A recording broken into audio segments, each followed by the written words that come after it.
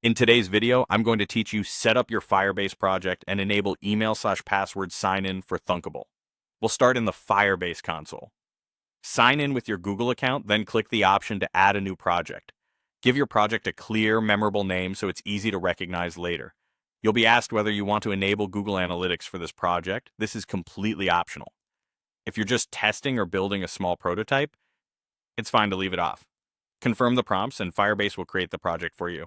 Once your project opens, let's turn on email and password authentication so users can create accounts and log in. From the left sidebar, go to Authentication. Open the Sign In Method tab, then find the email/password provider. Enable it and save your changes. This activates traditional email and password login for your app. If you ever decide to support additional providers like Google or Apple, you can always come back here and enable them later, but for now, we'll keep it simple. Next, we'll register a web app in the same Firebase project. Even though we're building for mobile with Thunkable, it uses the web SDK, so this step is important. Click the gear icon next to Project Overview to open project settings. Scroll to the Your Apps section and choose the web icon. Give your app a nickname that matches your project for consistency. Hosting is optional and not required for Thunkable. When you finish, click to continue back to the console. Now stay in project settings to grab the configuration details you'll need in Thunkable. In the SDK setup and configuration area, you'll see your web app's code snippet. From here, copy the API key.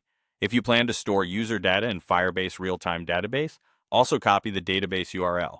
These are the two values you'll reference when connecting your Thunkable project to Firebase. Keep them handy and avoid sharing them publicly.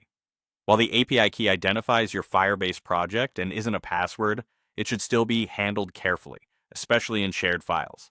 At this point, your Firebase project exists, email and password sign-in is turned on, your web app is registered, and you've collected the credentials you need. That's the foundation Thunkable expects. In your next steps inside Thunkable, you'll plug in the API key and, if you're using it, the database URL to connect your app to Firebase. With this setup complete, you're ready to authenticate users and, if desired, store their information in the real-time database.